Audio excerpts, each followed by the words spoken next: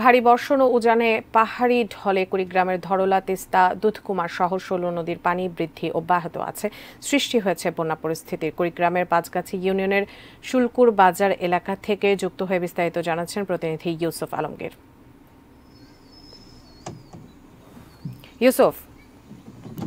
ইউসুফ, আমরা একটু আগে আশ্রয় কেন্দ্রে যারা আশ্রিত আছেন তাদের খবরাখবর জানছিলাম। এবার একটু জানতে চাইবো, যারা পানিবন্দী রয়েছেন তাদের জন্য প্রশাসন, বিভিন্ন সংস্থা, সংগঠন, স্বেচ্ছাসেবক দল এবং মেডিকেল টিম এরা কি উদ্যোগ নিয়েছেন বা ব্যবস্থা নিয়েছেন? ধন্যবাদ উজমা হাসান। আমি জানিয়ে রাখতে চাই যে কুড়িগ্রামের ধরলা, ব্রহ্মপুত্র, তিস্তা, দুধকুমার সহ ১৬ নদীর পানি কিন্তু বৃদ্ধি অব্যাহত আছে।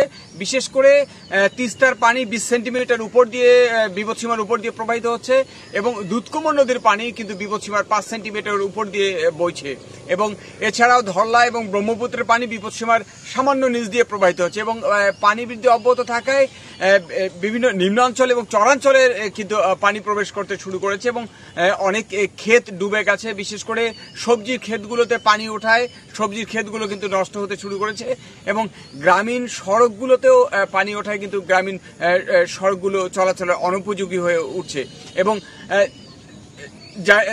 জানিয়ে রাখতে চাই যে জেলা প্রশাসনের সঙ্গে আমাদের কথা হয়েছে। তারা বলছেন যে তাদের যে প্রস্তুতি, বন্যার যে মানুষের যে দুর্গতির জন্য যে প্রস্তুতি, সেটি জেলা প্রশাসনের পক্ষ থেকে বলা হচ্ছে। তাদের সর্বাত্মক প্রস্তুতি রয়েছে এবং জানিয়ে রাখতে চাই যে এই পানি বৃদ্ধি অব্যাহত আরও কয়েকদিন থাকবে বলে পানি উন্নয়ন বোর্ড জানিয়েছে। তবে এখনো পর্যন্ত কোনো রকম ত্রাণ তৎপরতা আমরা লক্ষ্য করিনি।